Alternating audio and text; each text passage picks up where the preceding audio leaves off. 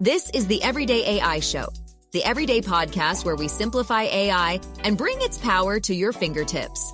Listen daily for practical advice to boost your career, business, and everyday life. Imagine that you can describe your dream house out loud and poof, a building appears in front of your eyes in minutes. It looks incredible. It's exactly what you asked for. And you move in. It's awesome. You tell everyone how easy it was. But then almost instantly, you want to make some changes. You want to add a second floor, heck, maybe even an outlet here or there, or just maybe you want to hang a towel rack. But then you run into some problems instantly. You realize that no one knows which walls are load bearing or if the electricity works. And turns out that those floors look sturdy, but when you plopped your couch down on those marble looking floors, turned out that they were kind of paper thin and they started to sink. And it turns out the whole structure was great in theory, but it was held together with duct tape, hopes and dreams, and there definitely wasn't a permit. And now you're in trouble. And this scenario is exactly what's happening right now across the enterprise and the software industry at a scale that we haven't seen before because of vibe coding. But is all vibe coding bad? Is it all smoke and mirrors and hallucinated code that's held together by strong models and agentic loops? Or can you actually vibe code a production-ready app without much coding knowledge? Today, we're going to be giving you those answers and breaking down the vibe coding boom, the opportunity, the potential crisis, and why none of this is going away. All right, let's jump into it. Here is the big picture of what we're going to be covering on today's show. Because you can't escape the reality right now that AI has completely collapsed the cost of building software, but it's not all good. Right now, it's estimated that about 41 to 46% of all new code written globally is now generated by AI. And right now, the latest update that we've seen, which is actually a pretty old one, is that 92% of US developers use AI coding tools at work every single day. But even Andre Karpathy, who coined the term vibe coding, has now declared it passé after only 1 year.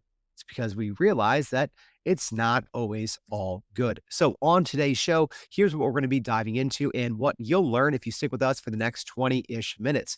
You'll learn the top 10 vibe coding platforms that you should be paying attention to and their main benefits. You're going to learn what happens inside AI-built applications at the 90-day mark that triggers billion-dollar rebuilds. And you're going to know the specific strategies that separate vibe coding winners from the casualties. Let's get into it. Welcome to Everyday AI and our Start Here series. Yeah, after 700 plus episodes, I legit had no answer when new listeners would come in and be like, Jordan, you have a lot of podcasts. Where do I start? Well, you start here, preferably in order. But the Start Here series is the essential podcast series to both learn the AI basics and to double down on your AI knowledge. So if that's what you're trying to do, make sure to go to starthereseries.com. That's going to give you exclusive free access to our Inner Circle community. It's the only way that you can get in right now, and that's going to plop you right in the middle of our Start Here series space there, and you can go back, read, watch, and listen every single episode in order, all the way from volume 1 to today's episode, volume 18. And if you missed our last episode, like I said, it's best if you listen to them all in order. In volume 17, we talked about the responsible AI playbook and what it means and 5 moves to ensure your AI strategy survives. And that leads us straight to today, because if I'm being honest, one of the things that when you talk about AI strategies, so many enterprises new AI strategy is essentially vibe coding, right? Whether it's creating software for themselves or for their consumers, or just vibe coding completely new ways to work internally. It's pretty easy. So if you are like, wait, can you hit rewind here, Jordan? I'm brand new. I got you. Like, vibe coding is this. You describe something in plain English or whatever language that you speak, and an AI builds software. Right. So it handles all the database, the deployment, the coding, even certain platforms handle the authentication, payment platforms, all of that. Right.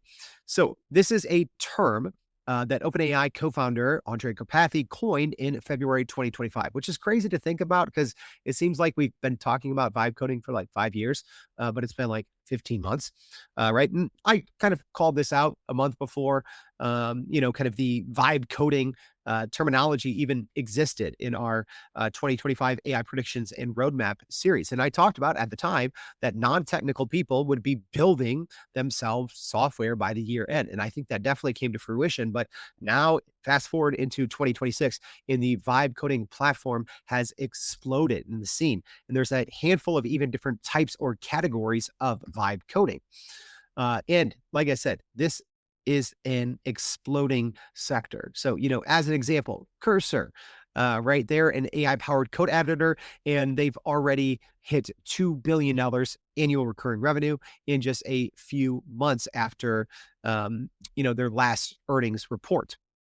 But most of the people fueling all of this growth are not even software engineers as well, or at all.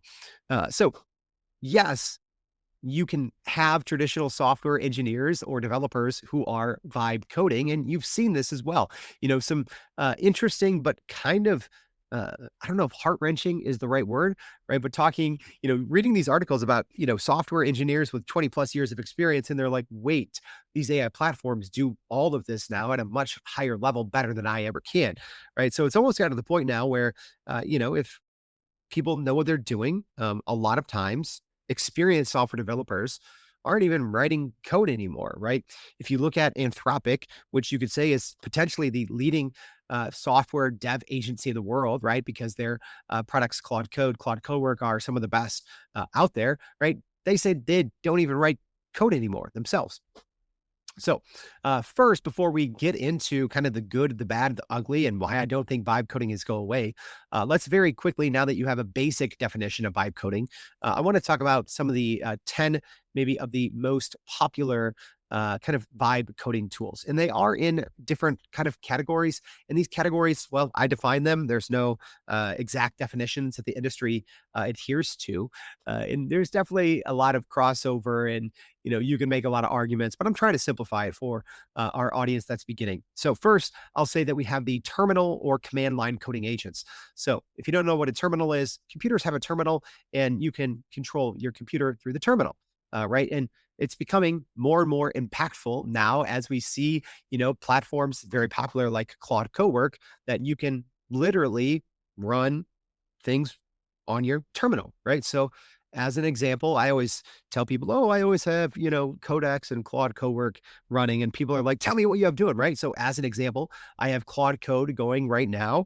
It's going through my 750 plus transcripts, and I'm thinking about starting a new kind of episode series where I piece together multiple interviews that I've done. I've interviewed hundreds of people over the years, and I've always thought, man, it'd be cool to kind of combine, have 3 different people, older interviews, splice them together. I can go in there and, narrate between. So I have Claude Cowork, as an example, going through all of those local files on my computer right now, doing some research for me at the same time, and putting together some ideas that I'm going to go through and, work with. So that's an example of a vibe coding platform, right? Claude Code, Claude Cowork, using the terminal. So it runs in your terminal. It can read your whole code base and make autonomous multi-file changes. And this is also important to talk about before we get into these categories and the 10 most popular apps, is it's not just for coders. It's not just for software development, right? And I think that we'll start to see this probably in the second half or the very end of 2026. And I think it's not really going to become apparent until we get the new super app from ChatGPT, where they're essentially going to be combining ChatGPT, their browser, and Codex. Because I've been saying Codex is not really, well, it is a coding platform, but it's so much more than that. So keep this in mind as we go through these. Even if you're not a software developer, a coder, right? I think it's important to pay attention, not just to the rest of this episode, but to these 10 different kind of platforms as well. So first, Claude Code. I'd say it's probably the most popular and one of the most widely used kind of vibe coding platforms. Although, yes, it is much more than traditional vibe coding. So there's a lot of great new features that have been added. And again, depending on when you're listening to this, so if you're listening to this in December 2026, some of these new features aren't going to be very new, right? But if you're listening in April, right, things like computer use, auto mode, Cloud autofix for PRs, a lot of new things that have been released in Claude Code. And I think this is kind of the terminal agent that just reads and rewrites your entire code base, right? The other thing that I've liked recently is the new 1 million context window by default in Claude Code. So by far, it is broadly considered the current leader in agentic coding quality and code-based reasoning, but our second on the list here is catching up.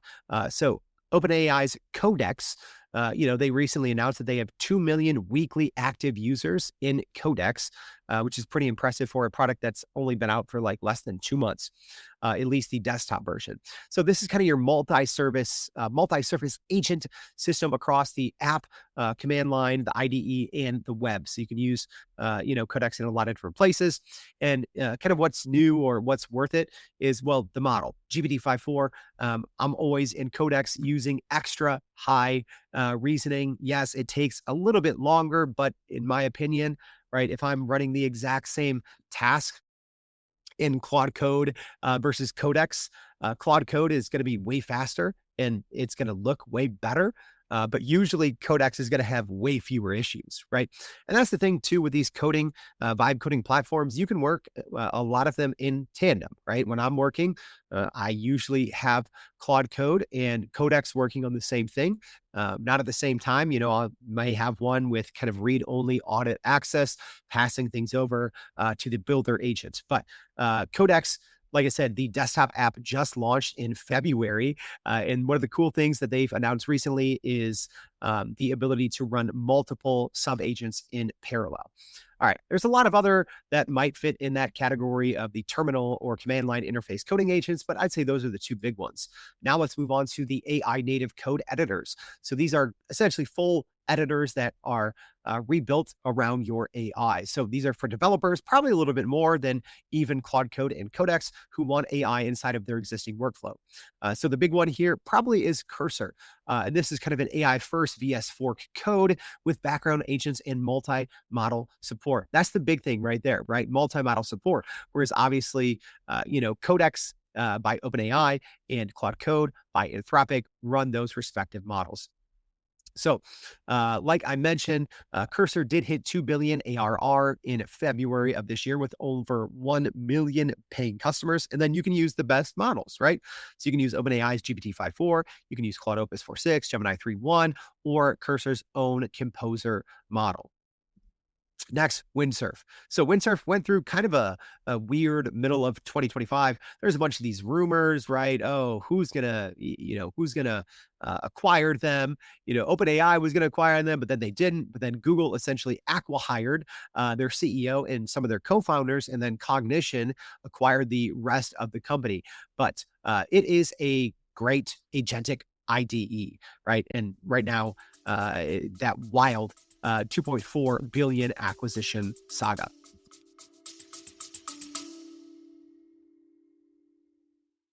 AI moves too fast to follow, but you're expected to keep up.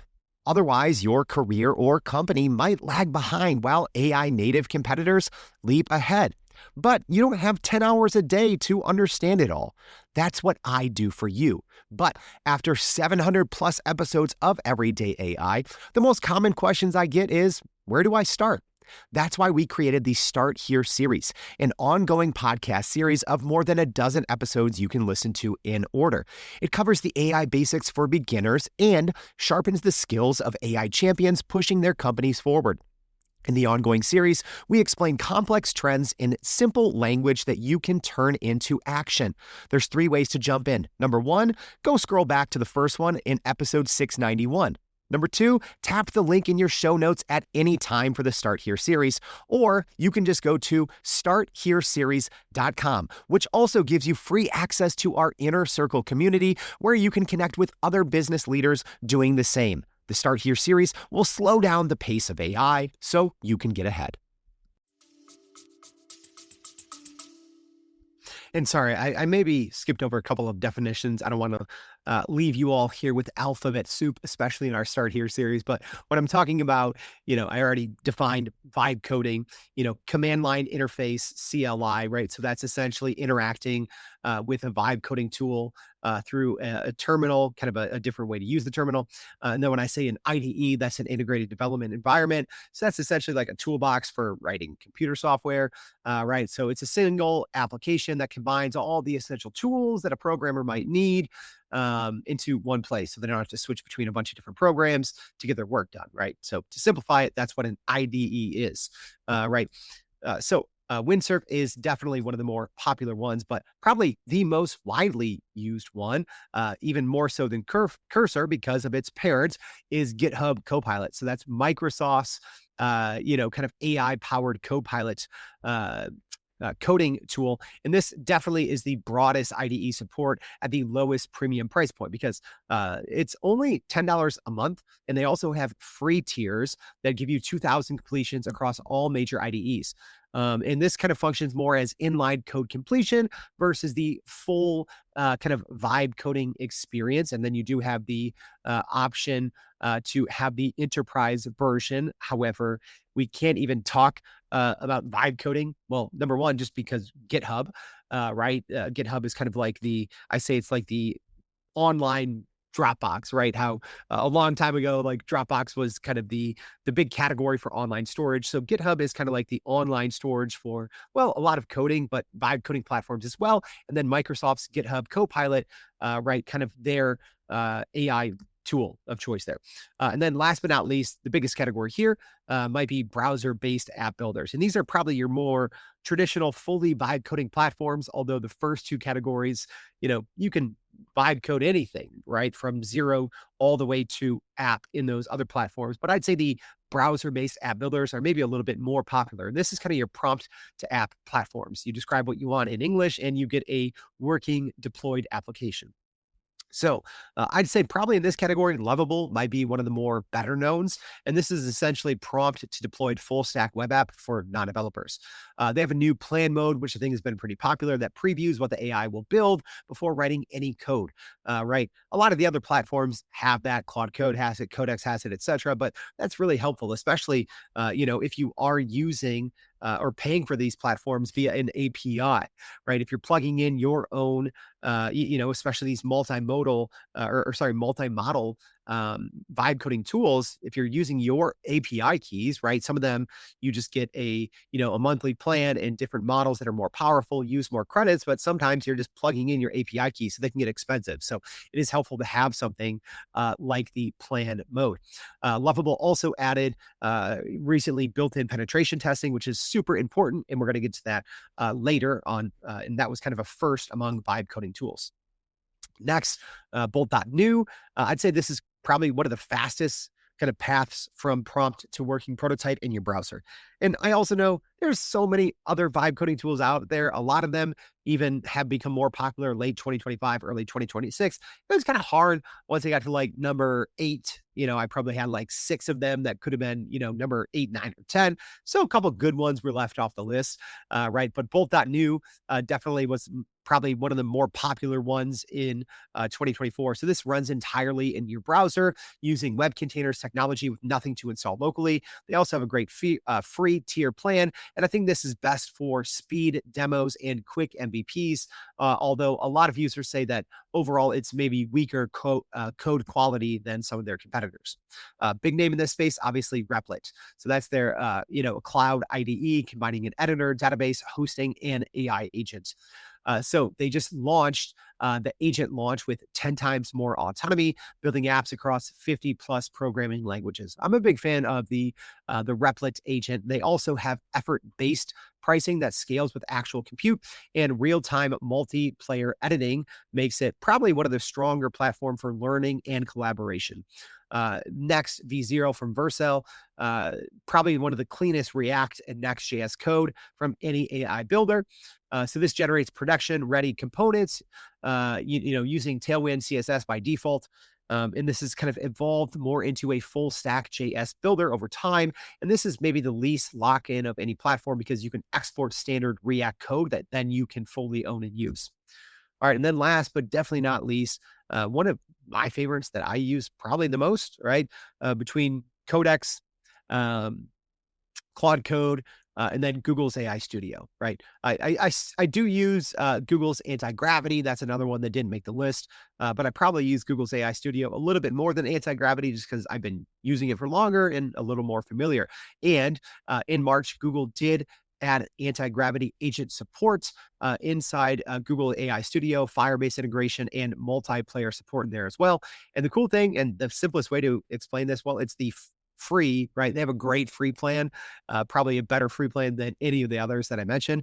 It's a free full stack vibe coding platform powered by everything Gemini. So you can literally in like 5 minutes, you can create your own version of something like Nano Banana, right? And then make it, specialized for your niche, right? But obviously, if you're in your app, if you're using any of Google's AI, you do have to, provide an API key to power that, right? It's not like you can just use Nano Banana for free, but you can literally create your own version of any of Google's, AI. And like I said, they do have a generous free tier, and the team over there at Google AI Studio, probably of all of them, aside from maybe Claude Code and Codex, kind of those two, and then Google AI Studio are just getting so many updates so quickly. All right. So now you know the big tools. You just need to know that this is a growing industry and it is not going anywhere. If you thought vibe coding was going to come and go and it was just going to be some trend, no, because vibe coding is turning into vibe working. And that's where everyone's going. I mean, even just look at Microsoft, right? Look at some of the things that they've introduced recently, like their Microsoft their Microsoft Copilot Cowork, which is powered by Claude Cowork, right? So it's essentially a vibe coding platform. Microsoft actually has a couple of others, but it's coming to the common knowledge worker, right? And these platforms are growing quickly. So, but there's an issue because right now, a study shows that 63% of vibe coders have never even written a line of code, right, themselves, it makes sense, right? Because yes, you do have experienced developers and, people maybe with a little bit of a crossover or background in software development using these, right? And maybe it's allowing them to work in a language that they've never written before. But, it kind of started with, okay, people, using this, maybe they're, more commonly web developers, and then they're using it to, launch React apps or something like that. But eventually it's turned into, well, you have people who don't know what code is using these. And these are builders that aren't just making quick prototypes. They're literally trying to replace enterprise software entirely.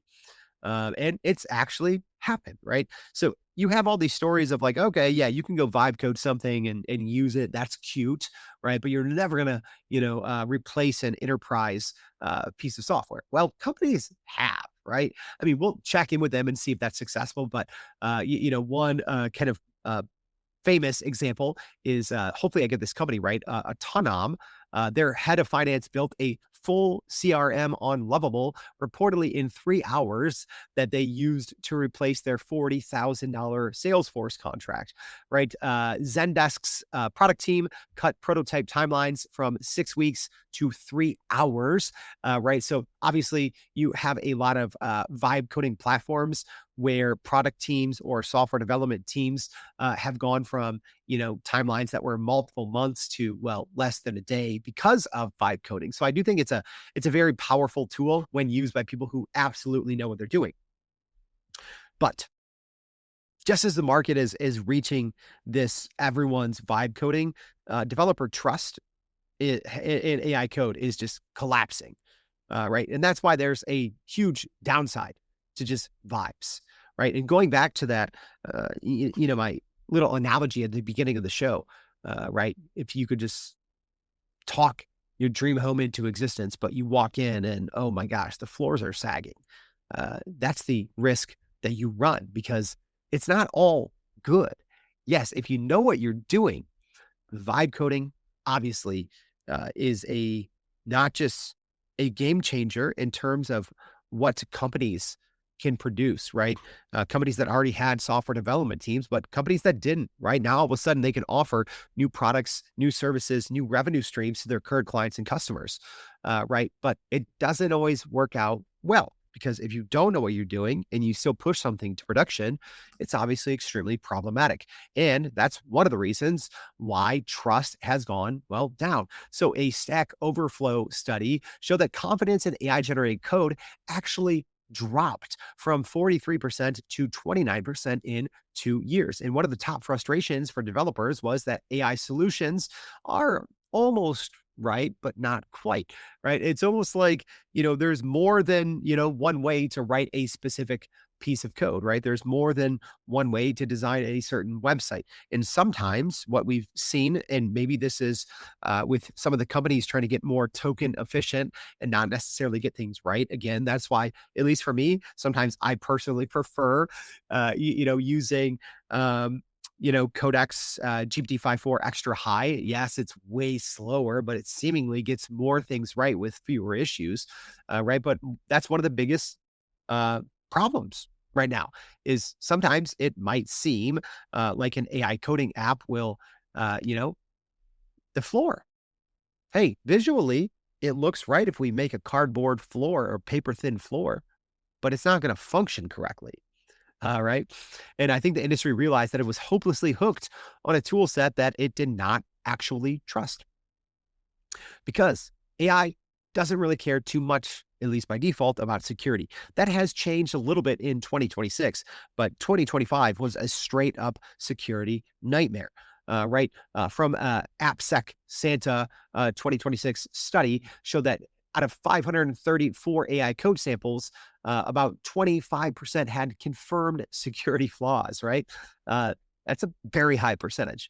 So if you don't know, as an example, if you don't know how commercial plumbing works in your, vibe coded house, you're not going to know that those AI built pipes were paper, right? A good example of this, which is Moltbook, right? So that was an AI built social network for AI agents.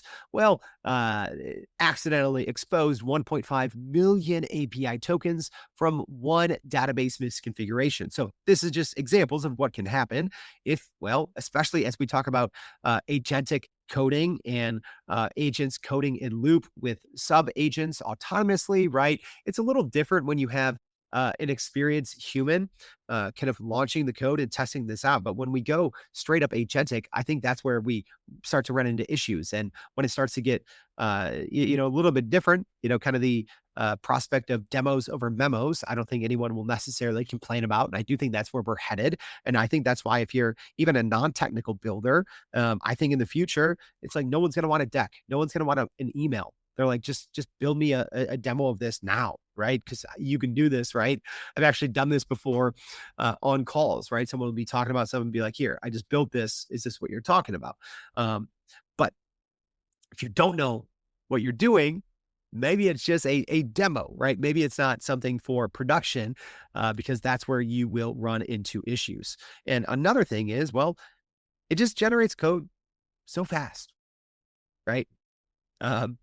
Newer models, once you get over the thinking, the chain of thought, and once it starts spitting out code, it goes so quick. So studies show that fewer and fewer experienced developers are actually reading the code that AI outputs, right? Some of the more famous,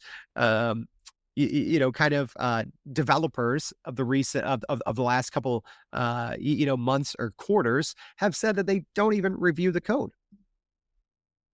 It was Peter Steinberger, so the OpenClaw creator, who was hired on by OpenAI. So yeah, if you don't know OpenClaw, it is the most popular piece of open source software, literally ever. And he famously said, or maybe infamously said, I ship code I don't read. And he's not alone, right? Most, you've seen these stories from some of the head devs at Anthropic. People are just saying, yeah, I don't read the code. Right. Maybe it's they have a lot of confidence in whatever product that they're using because they're also building it. But it's kind of like if a conveyor belt was cranked to 10x speed and you still just had one quality inspector that's just holding a clipboard, right? It's seemingly as the AI tools get better and smarter, more efficient.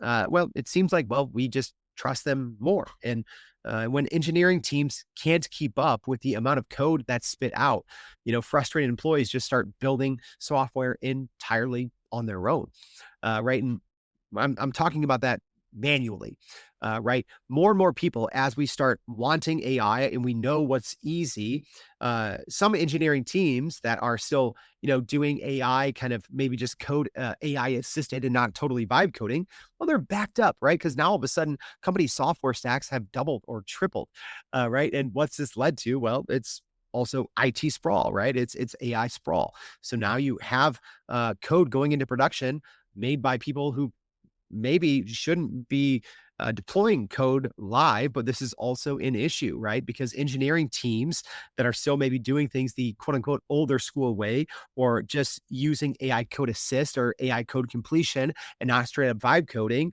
right? The demands on them are way more. And, non-technical people are just taking this into their own hands. So I also want to talk about this because I think it's important. I do think that vibe coding will, quote unquote, destroy traditional software engineering jobs. But I think overall, this is going to be eventually a growing field because there's going to be a whole new category of work that did not exist before.